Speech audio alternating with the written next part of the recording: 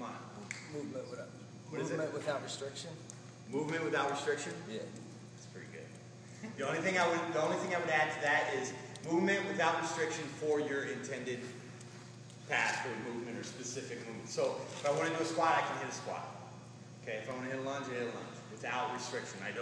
I'm not limited by anything. So mobility is movement without restriction for my intended task. For Rob to go through a squat pattern, he needs mobility for that squat. It could be a high squat, it could be a parallel, it could be a deep squat. Okay, and mobility is specific to the movement. So a bench press requires more mobility. For any movement, we need mobility and stability. Does that make sense? I need mobility to move through the pattern, and I need stability to have control through that pattern. Okay? So certain movements require less mobility and stability, and some require more.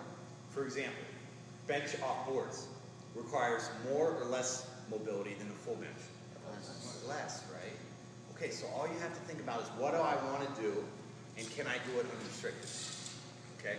So for this instance, we're trying to do a bodyweight squat. And I think Rob can go deeper. Okay? But probably his hip flexors are kind of tight from the drive, right? We haven't done any warm-up. We've been messing around with this breathing garbage all day, you know. And so we're going to trick his CNS. Okay? We're going to say, well, even though the hip flexors are tight, you don't want him to go through that full range of motion, we're going to put him there. We're going to trick you. We're going to say, hey, these hip flexors work. And they work through a full range of motion. Okay? So he's going to lay on his back. And what I'm going to do is I'm going to activate his hip flexors through that squatting movement pattern. Okay? So go ahead and put your feet right on mine. I want you to get in your squat stance. Okay? This is your squat stance. And all I want you to do is pull your knees to your armpits. Okay? Against resistance. Okay? So go ahead. Dorsiflex. Okay, go ahead all the way through. Okay, now let them out. Not under control. Good. Good. Pull.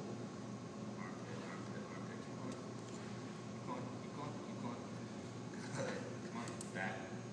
Like, see how I'm standing? Go ahead. Pull. Pull. Pull. Pull. Back. Come on.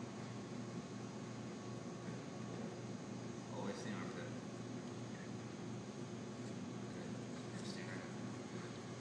Now, for his squat, before he hits it, I want him to remember the feeling of pulling himself down with his hip flexors.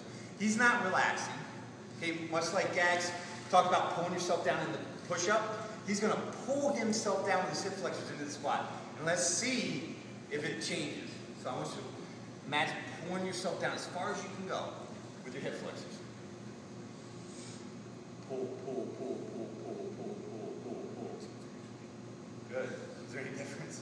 Good. Try again. Pull all the way down. Pull, pull, pull, pull, pull, pull, pull, pull, pull, pull, pull. Okay. Did that change? Yeah. Changed a lot, right? So the mind and the CNS drives all movement. Before it said these hip flexors are tight, I am not going to allow him to get in the bottom of the squat. And we tricked him. And we said, hey, these things fire. Let's fire them. And let's use them to get down here. You guys see that? Okay, one more. What was your name again? Wayne.